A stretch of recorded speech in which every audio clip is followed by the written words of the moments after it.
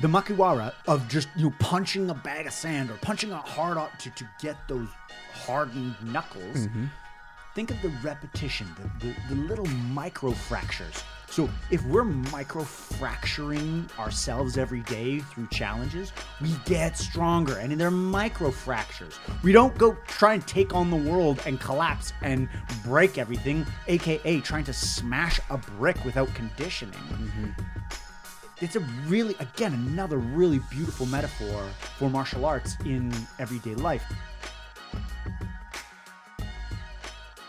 Ladies and gentlemen, welcome to another episode of the Budo Brothers podcast. You've got Eric. And I'm Kyle.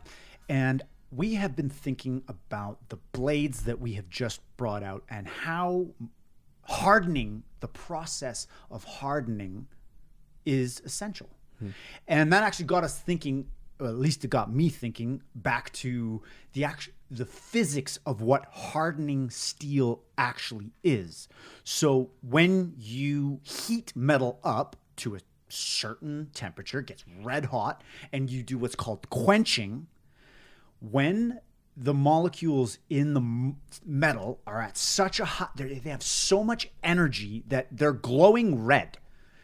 So much heat has been put into the metal that it literally starts to glow because it's so hot. There's so much energy in the material.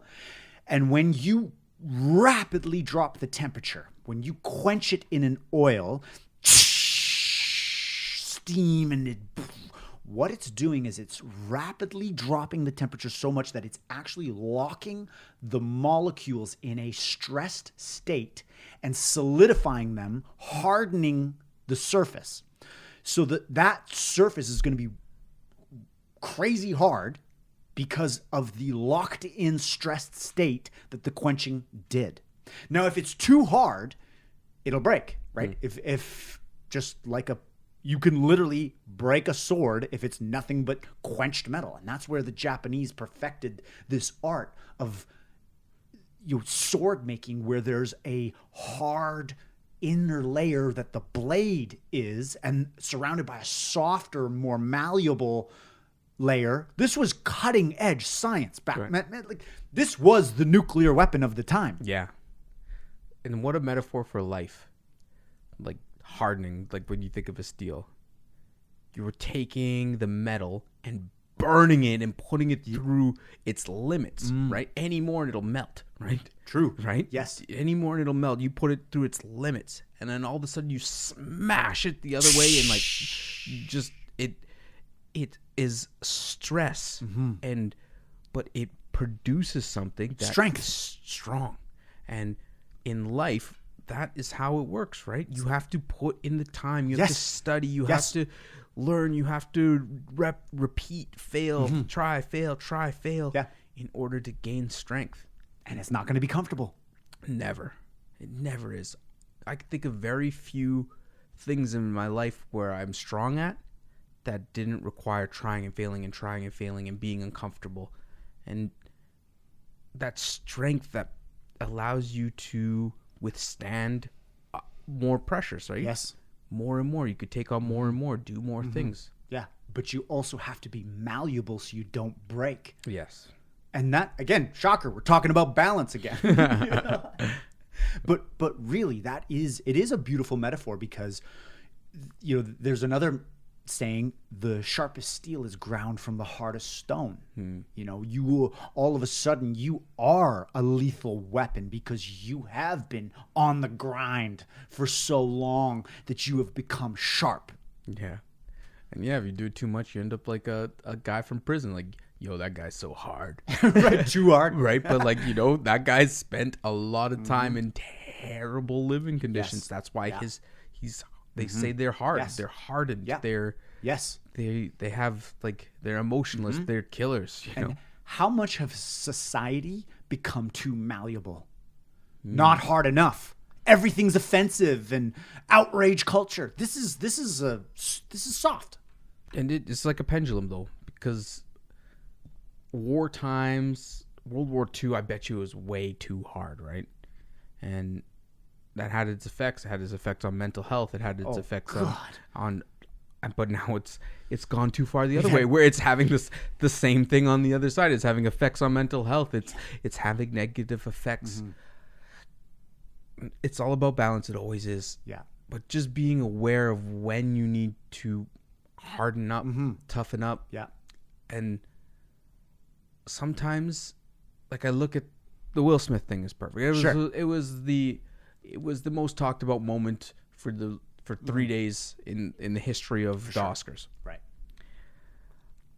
If words should not have provoked a grown man to go up and assault another grown man. Yes. Right? They're just words. Yeah. And there are times where words can hurt, but at another point, you have to be aware that it's just words. So much of even communication itself is built in way deeper than words, right? Even tonality, your body posture, there's so many things in communication that sometimes people forget that they're just words. Even when you're looking at how a person is treating you, if you sometimes you look at the words more than how they're treating you, how the opportunities they're giving you, everything like that. So sometimes when I think about being too weak, is people in society need to realize right now that there's a lot of important things happening. Maybe it's more important to look at what's happening, the values you're passing, how people are being treated, and just focusing on those things, those characteristics, than just getting so tied up and so emotional and hurt about words. Right. We've been in a society that we don't even realize has been so good for so long that we've had every luxury in comparison to history. Yeah. Running water, all of these things that we don't even think about, that we don't even consider, and we're pissed off because we can't connect to Wi-Fi. This is bullshit. Yeah. You know, like, as a society, we've forgotten the lessons of the struggle. You know, and we haven't. As a society, everybody, we all have our own struggles. Yes. But I'm just talking en masse, in general. We all go through life's ups and downs. But in general, I mean, recessions always is a struggle for everyone. Like 2008, that was a massive struggle. Like there's struggles that get to your basic necessities. Right. Yes. Right? Those are the hard ones. Yes. Like your health, your like there's so many of the root ones, right? Yes. Like this is excluding like mental health and all these things. But you're right. We have not been challenged with world wars or famines. Heaven forbid. I mean, we did COVID. Yeah, as a 100%. society, we did COVID. Yes. Like that has definitely. And it's hardened us up. Yes. 100%. It's hardened us up. Yes. We've become stronger from this. And that's sometimes where I go back on the other thing, because people are now more hard. Like people are less emotional, like more closed off. Like emotionally, I find that it forced people to become very hard and rigid. But it's also deactivated. Like some people have gone the other way, where like they're still like they haven't become stronger from it, because everyone's situation's different. Yeah. But I feel like how you respond to stimulus and your environment and the things that you cannot control dictates where you go next. Your response dictates the next move. And back to the metaphor, when you get close to the melting point. Oh, yeah. When you get close to going from a solid to a liquid, that's too much. You find strength when you could get as close to that point as possible without melting, right? Yes. And that's the key. Like, you know, when you're doing the iron knuckle training. Makiwara, you don't karate. You don't want to go in so hard and smash your knuckle, break it. Like that's not going to strengthen anything, right? Whereas if you do the right amount, yes, just enough to challenge it and to keep it growing, to get the calluses and the bones makes it building strong. up, it makes it strong. So That's beautiful. The makiwara of just, you know, punching a bag of sand or punching a hard up to get those hardened knuckles. Think of the repetition, the little micro fractures. So if we're micro fracturing ourselves every day through challenges, we get stronger. And they're micro fractures. We don't go try and take on the world and collapse and break everything, aka trying to smash a brick without conditioning. It's a really, again, another really beautiful metaphor for martial arts in everyday life. The challenges that we choose to take on when you're doing the makiwara, you're doing conditioning training. You are willingly producing an effect, going through pain. Yeah. I'm going to punch this wall. What? Yeah, no, I'm going to go through this pain because I know it's going to make me stronger. Yeah. And that is one of the most powerful lessons of martial arts, is that understanding through your own perception, as I train this and as I go through the pain of learning this, I get stronger.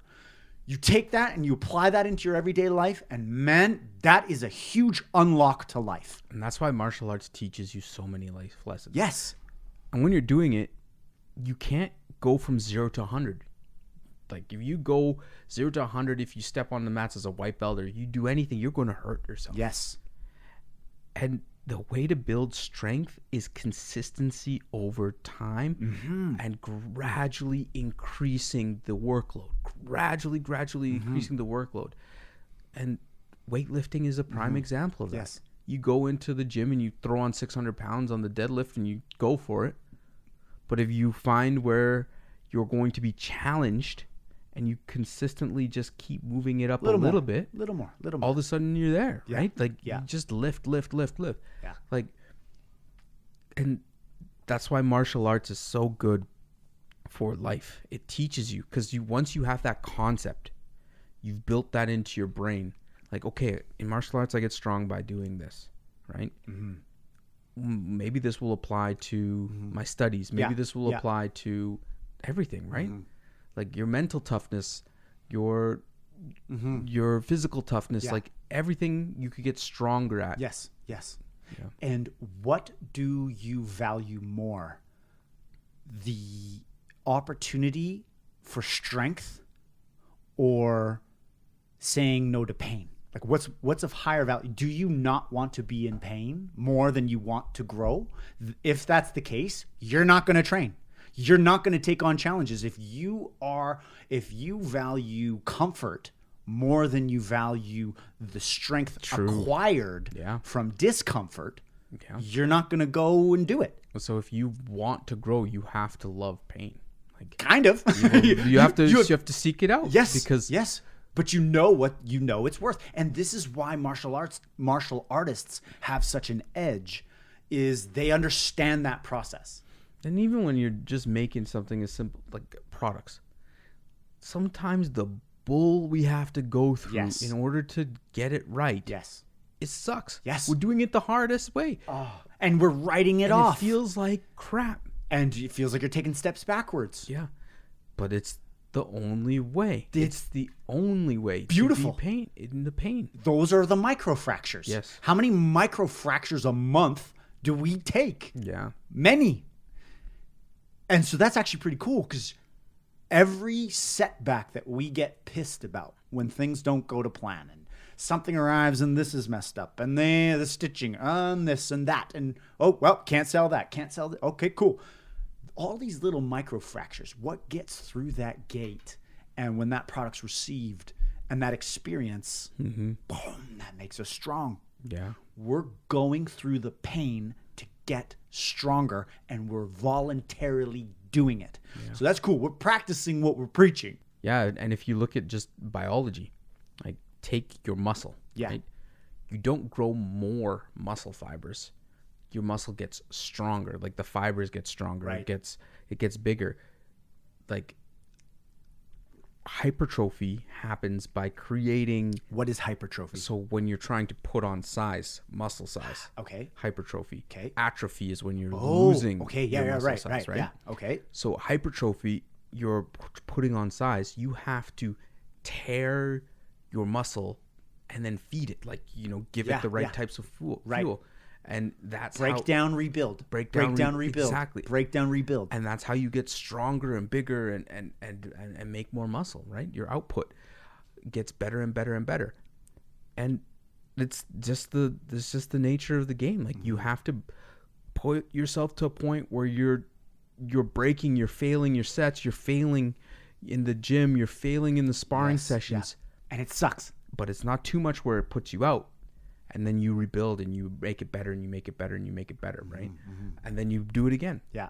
And then before you know it, you're seeing huge results stacked up over the amortization of all those little micro setbacks and the perseverance through that process that yields the big results. And before you know it, you have a new body, or you have a new business, or you have a new belt, or you have... This is so... it's such a process. And even with personality traits or things that you're naturally good at, right? Like, your strength is being able to communicate and to, inspire people to do things, right? Sure. That only came because it was maybe natural to you. So you used it all the time. You tested and used it and tested and used it and tested and used it. And now that's your strength. Exactly. I sucked at it. Yeah. I sucked at public speaking. I could not string a goddamn sentence together. Yeah. I could not string a sentence together. Seriously. And my dad rode my ass when it come. Anytime I said, well, yeah, I mean, it's like a thing, and like, it's like is it or is it not? Is it like a thing? And because you know how many people and like, so yeah, I like. I would have these. Are you speaking English? Yeah. and I would. It brought consciousness to how I sound. How many people do you know that talk that have long ums and dry? And it's painful to listen to a public speaker where every Justin Trudeau when he's not reading a prompter. Every single word, every single If you took a shot every time he said you'd be wasted in 30 seconds. You're right. He's a leader of a country, and he needs to take Toastmasters and learn how to speak because it's valuable. But I sucked at it. I really did, and it was a something that I would not have brought consciousness to if consciousness wasn't brought to it by my dad, who I will give that man credit, and I am so grateful for him for riding my ass to learn how to speak, because that has been the asset that has gotten me so far. And I bet you in the moment you're like, "This, why are you always correcting me? Like, can I just talk?" And really, how valuable is public speaking? When am I ever gonna public speak? I only talk to my friend's dad. Yeah. And like all the like girls that like love her how I sound. No, you sound like an idiot. Fix it. And no joke, I at 15, 16, I would go into these classes and time to look at the importance of soft skills and public speaking and turn that weakness into an asset. And guess what? You want to know how many times I got up in front of an audience and bombed and screwed up and I don't know what I'm thinking, and it's uncomfortable and it's embarrassing. You know how deathly afraid people are of public speaking? It's like one of the number one fears. Being judged by someone when you go up and you're going to express yourself. What are they going to think? And it is a big fear. It was a big fear of mine until I saw the value and worked on it and trained it and took the micro fractures to build the skill, build the asset. I have a huge amount of gratitude for my dad for helping me develop that, because that asset continues to pay dividends to this day. And it almost shines a light on that saying I say all the time, your gift is your curse. Or your curses could be your gift. Well, think about it. If we're going to say that you need to be seeking out pain in order to find your strengths, where you're finding pain is what you're also strengthening on, Right. Yes. on Yes. the other side. That's Yes. why they're so intertwined, Yes. right? You can't have one without the Right? other. Because you are having such a negative emotion this way, you build this, which Yes. becomes your strength because you're always trying to figure out your solution to your problem. So Right. your gift is your curse. Your curse is your gift. Like for me, it's attention, right? Like Yeah. when I was younger, I always like cared like what people think. I wanted this to I always was thinking about all this other things. But that focus on attention, now I channel and use in order to get us attention. Get attention. That's wild, man. Right? Because in the moment it's a negative feeling. Yes. But You turned it into a skill. because I kept working on it and getting the fractures and all this. Yes. Now it's a skill that I can turn on, turn off, and I have it now. It's a gift. Yeah. It is a gift. And you would never think that it comes from that. Yeah. There is such value in understanding that iterative process, that iterative show up, fail. I've said this before, but one of my favorite acronyms that I have ever heard for the word fail is the first action in learning.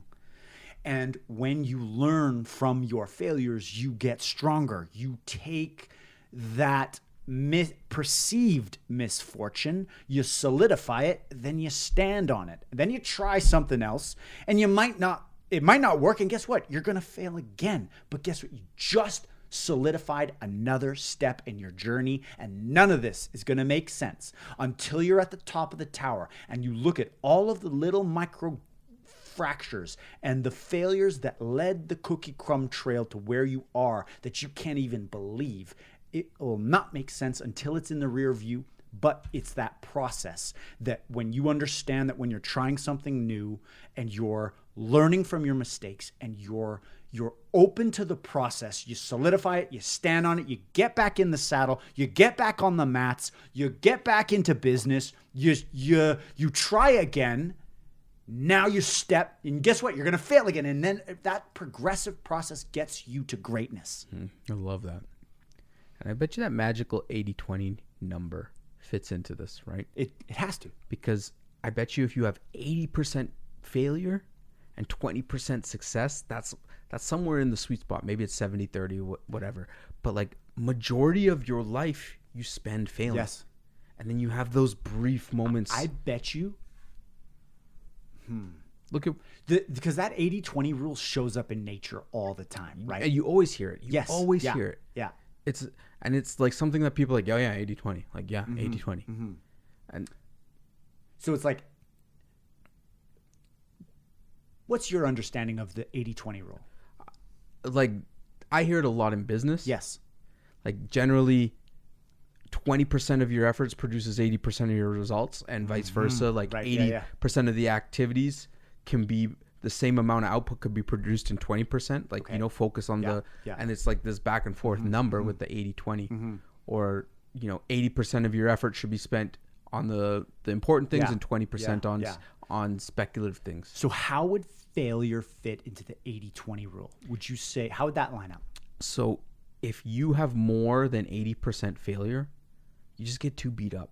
You get too tired. Like if you fail 80% of the time? like no, I'm saying like anything over 80, right? Okay, Like yeah. Like if you're failing 90% of your time, like Yeah, it's yeah, too yeah. much.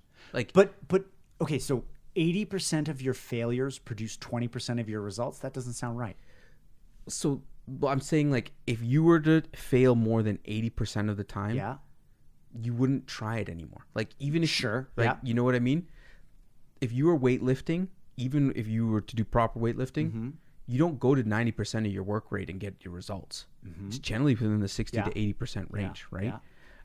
Of your 1 rep max, which is your failure point. So working within your failure point, you need successes in order to keep at it, right? The reason we keep at Budo Brothers is because we've had some successes.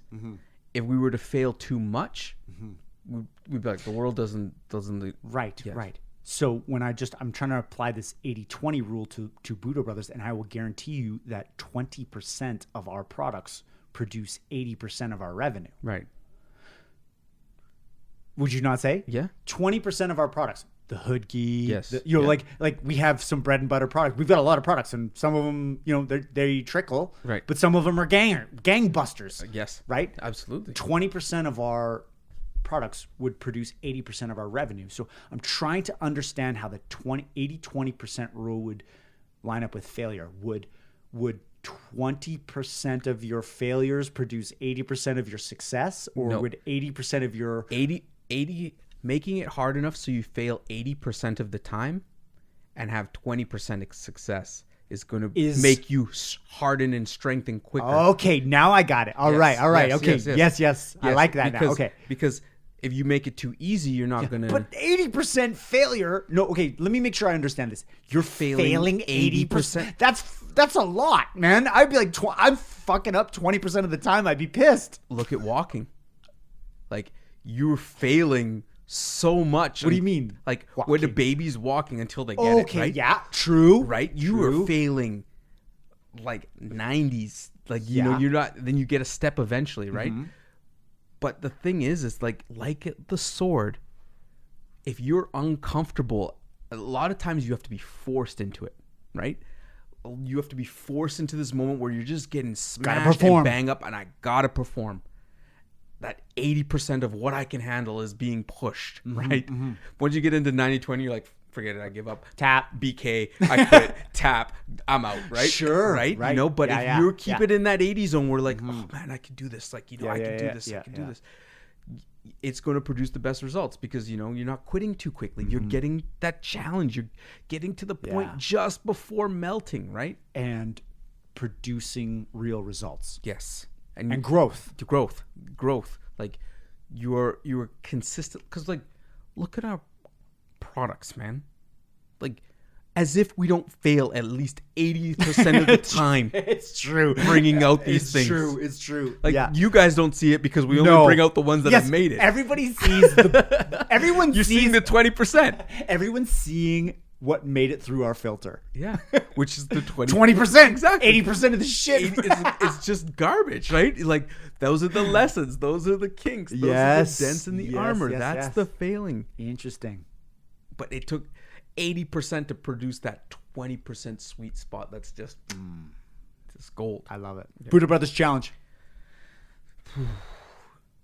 I think focus on being comfortable with pain. Yes. Struggle.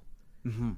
Knowing that pushing through that will get you to hardening and strengthening. Yes. And switching this sucks. Change that to this is an opportunity. It's painful, but I'm going to grow. Using that instinctual reaction of this sucks, try and put that as a peg, as a trigger to switch your mentality as a growth opportunity. Love it. Until next week. See you later.